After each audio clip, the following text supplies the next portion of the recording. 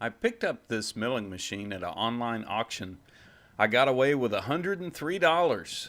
It's a Rockwell MD21 120. It's a vertical horizontal combination machine. And I don't think it's led a very hard life as far as usage goes, but as you can see, it's in pretty sad shape and it's been waiting for me to come along and restore it. It has two three-phase motors. The vertical motor is a 3/4 horse and the horizontal motor is a 1.5 horsepower, and I intend to run both of them off of one VFD. It's also served as a habitat for spiders, hornets, and dirt daubers. It uses this style of thumb screw all over the machine, and they're great because they allow you to lock and unlock things, but the handle keeps the thumb screw from falling out.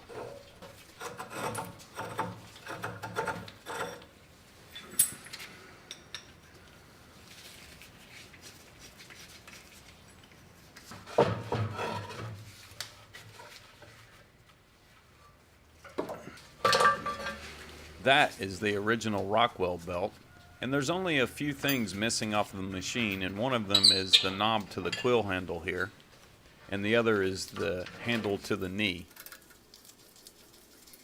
That's the fine feed for the quill, and from what I've read, this is typically an item that gets damaged because the gear on the inside is made out of aluminum, but this one is in good condition.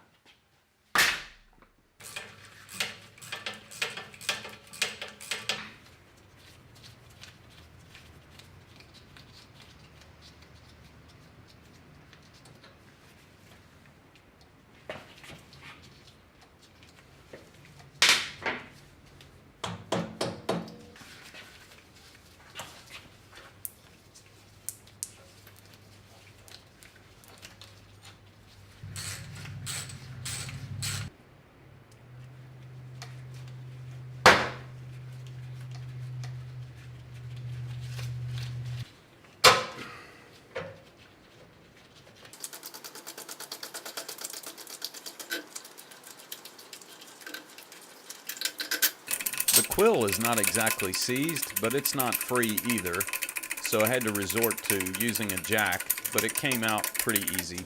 The head assembly on this is kind of complicated to get apart just because of the way that it's designed, so rather than try and mess with it on the machine, I decided to take the whole assembly off so that I could deal with it on the bench. This is the angle adjuster for the head, and it's another item that typically is broken. As you can see, the gear is aluminum, but in this instance, either the key got left out or someone took the key out, and it usually gets broken because these bolts right here are not loosened before someone attempts to adjust the position, but it's in brand new condition. So I left this footage in here so you could see how much stress I'm putting on that 3/8 long handle snap-on ratchet. No, really, this was the hardest bolt to remove on the machine. It really was seized up, and as you can see, I spent quite a bit of time working it, but I wound up winning in the end.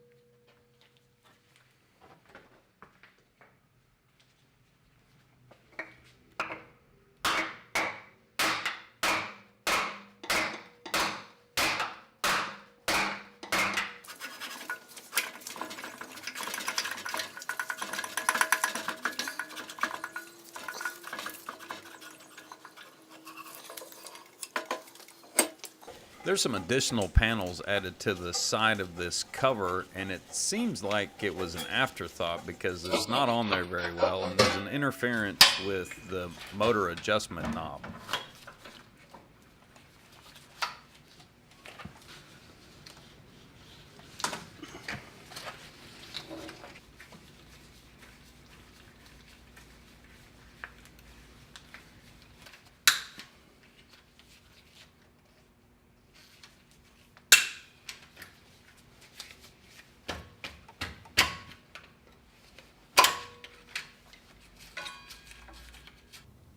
Hard to believe that all that can be replaced by one VFD.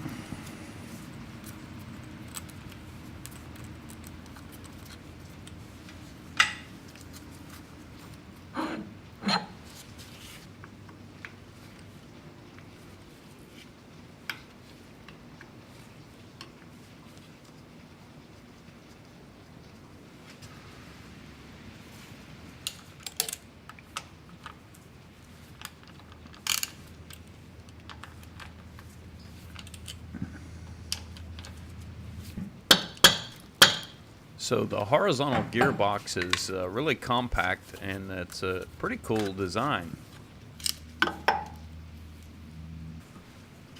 And I look really surprised here that nothing is coming out of the drain hole. You can see the fill plug is the square plug to the left side of the column there, just a couple of inches above the drain. And with a little prodding, I get a bunch of muck. Yes, that's water coming out of my milling machine. Here I'm taking apart the back gear engagement shaft, and it is seized on the other side. There's a collar that goes around the shaft, and it has some roll pins that index the location of it, and it's actually seized up. So I had a little bit of a hard time getting that apart. There are quite a lot of snap rings on this machine, none of which managed to get me, but now that I've said that, one will get me when I put it back together. That's the clutch dog for just engagement of the horizontal shaft, so you can disengage or engage it from that.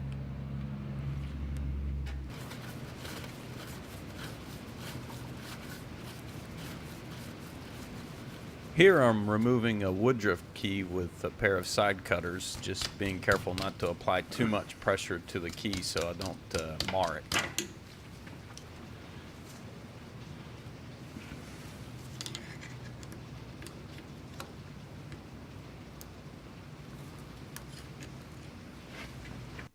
The gearbox assembly is located to the column on the bottom with two roll pins that are acting as dowel pins, and I was surprised to see that this pulley has needle bearings that you can see here in a second, and they're in good condition, although they look pretty grungy in this shot.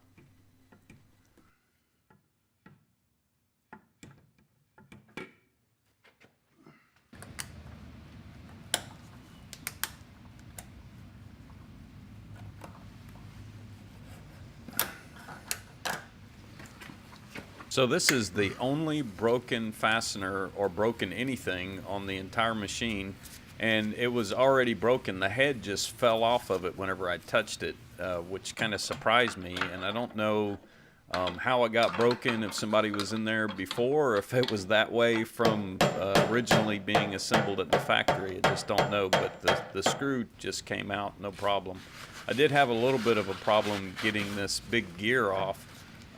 There was some rust in between the shaft and the gear, which caused me to have to work it back and forth and clean the debris off as I worked it out.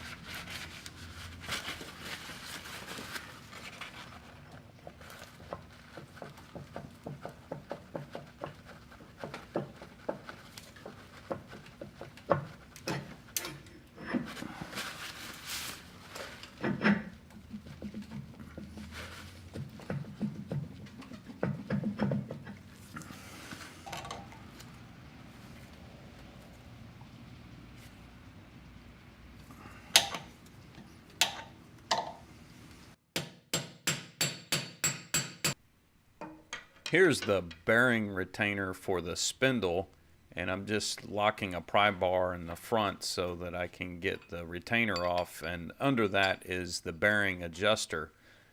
The spindle is NMTB30, and if any of you have any information about the arbors that are used or the overarm support, all of which I don't have and there's not very much information about, I'm sure I'll probably wind up having to make it. But if you know anything, you got anything, let me know.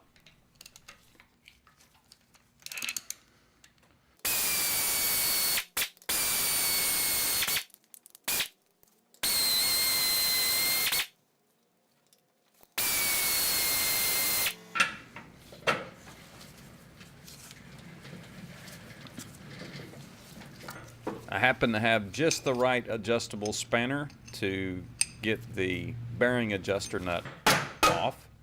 And yes, that's more water coming out of my milling machine. Some very nice cone roller taper bearings there.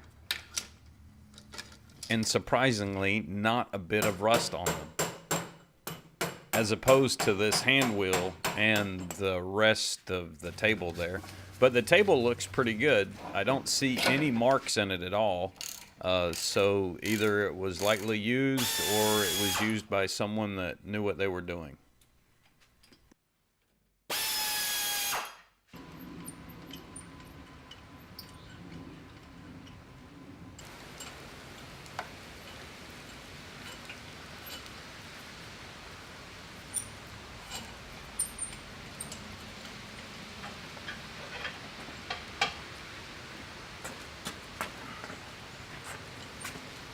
This machine uses tapered gibs, and there's the one for the table coming out.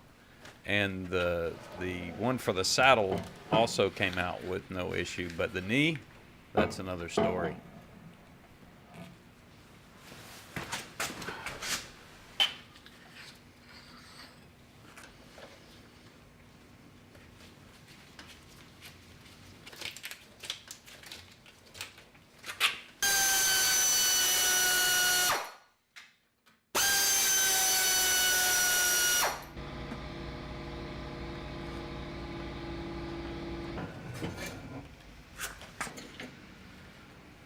I'm looking under here like I'm gonna find gold or something.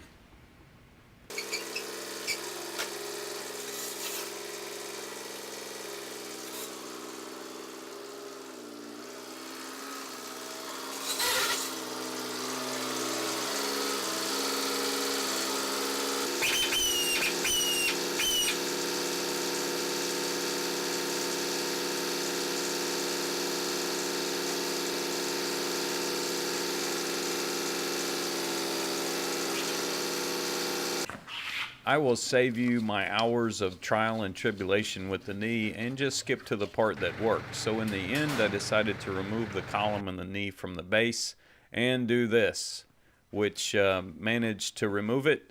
It wasn't stuck on there that hard, but there was no other way for me to get enough pressure on it to get it to move. The ratchet strap is applying some downward pressure so that the knee doesn't try to tip while I'm removing it. I did this part the next morning, so basically I spent an entire day getting to this point. So it was somewhat of a challenging disassembly, but not terribly difficult, and it will be a long video series. I don't know how many videos it will be, but here's the aftermath of day one. Thanks for watching. Oh, and I'll show the reason for the knee jam consternation next time.